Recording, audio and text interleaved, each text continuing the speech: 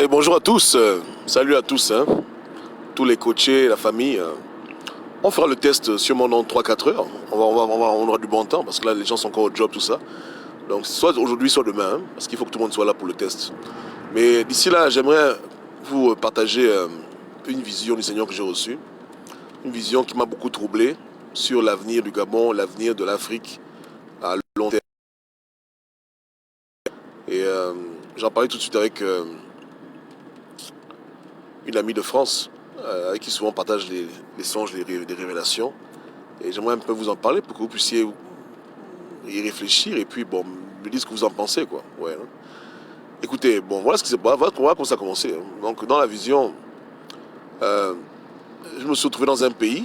Au départ, je ne savais pas où j'étais. Je pensais que j'étais aux States ou en Europe, mais bon, j'étais un peu perdu, quoi. Un endroit plus ou moins vide, pas de grands bâtiments, pas de grandes maisons, comme une espèce de village. Village, voilà quoi, avec des arbres et des maisons normales, hein, architecture normale comme maintenant.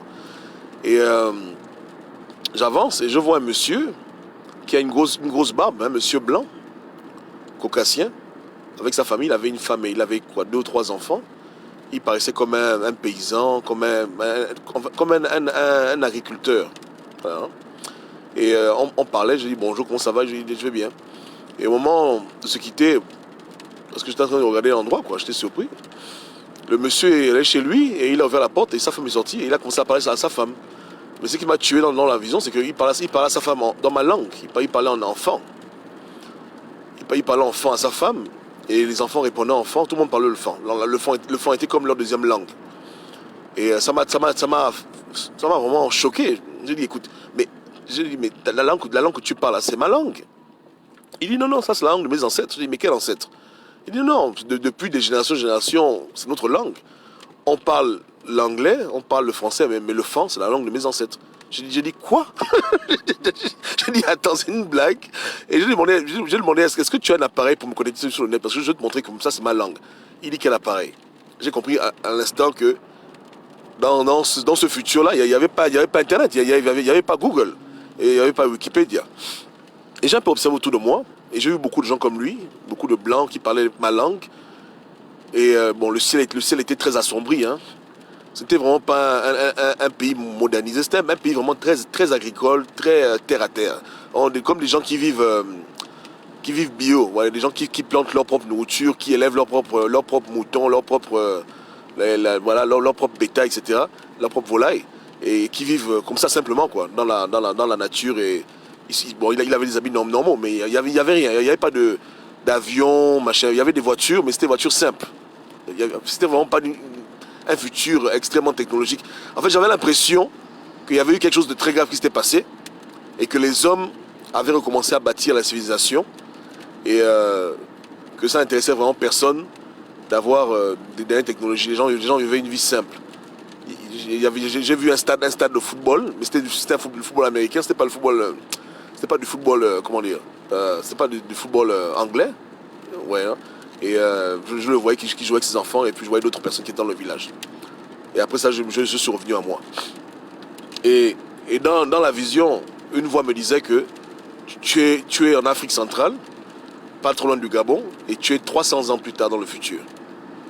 Donc 300 ans dans le futur, il n'y a plus de... Enfin, en un mot, mon ethnie a disparu, quoi. En fait, les Fans ont disparu. Les Fans sont tous blancs maintenant. C'est-à-dire que les gens qui parlent ma langue, c'est des gens d'ailleurs. Mais pour eux, c'est leur langue. Soit par le métissage, je n'ai aucune idée de ce qui s'est passé. Mais en tout cas, l'Afrique était blanche. Elle était rurale. Elle n'était pas trop développée, mais elle était à 99% comme l'Europe. C'est-à-dire que la population qui était majoritaire, la population caucasienne. Et les Noirs étaient très très peu, et les Noirs qui étaient là n'étaient même pas des Noirs autochtones, mais façon.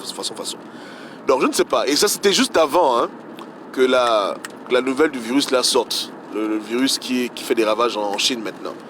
Je ne sais pas pourquoi Dieu m'a montré ces choses-là, mais c'est juste qui me trouble. Et ça m'a aussi rappelé, à l'époque, j'avais eu cette discussion avec les frangins, parce qu'on avait lu un livre qui s'appelait les Chroniques du futur, et qui parlait de choses un peu similaires.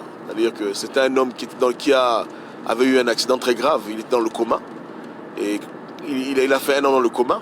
Et quand il est revenu à lui-même, il a raconté ce qu'il a vu. Et apparemment, il avait fait 1 an dans un futur très très lointain. Et il disait que dans le futur très très lointain, là, il n'y avait plus d'Afrique. En tout cas, il n'y avait plus d'Afrique noire. Il disait que les Noirs ont eu la bombe atomique. Et malheureusement, ils l'ont utilisé les uns contre les autres. Ils sont tous morts. Avec quelques peuples d'Asie. Bon, je sais pas.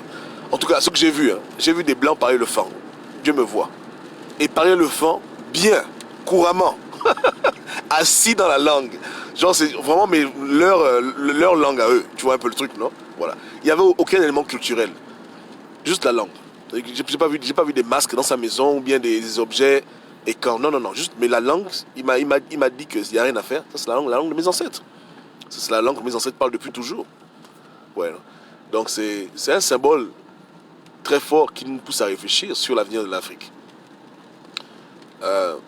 Est-ce que c'est quelque chose qui a été préparé à dessein, si réellement ce que j'ai vu est vrai, ou est-ce que c'est des choses qui vont arriver, peu importe ce qu'on fasse? Est-ce que l'homme noir est appelé à disparaître à cause de notre comportement?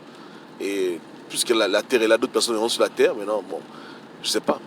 Ouais, non, je sais pas. En tout cas, que Dieu nous guide, que Dieu protège l'Afrique et que Dieu nous donne la sagesse. Parce que c'était pas un bon truc. Hein. J'étais très mal à l'aise, j'étais très très triste. Ça me dérange pas que des Européens parlent le fan, ou bien le Bapounou, ou bien le Mienais. Mais ne pas voir un Africain dans 300 ans parler sa langue, voir une Afrique où les Africains ont disparu, c'est très troublant. Je vous assure que ces gens-là n'avaient aucune idée que la langue qu'ils parlaient, c'était la langue des écarts. Ils ne savaient pas. Pour eux, dans leur tête, c'était vraiment leur langue. Le monsieur était très très convaincu que c'est sa langue, il n'y a rien à faire.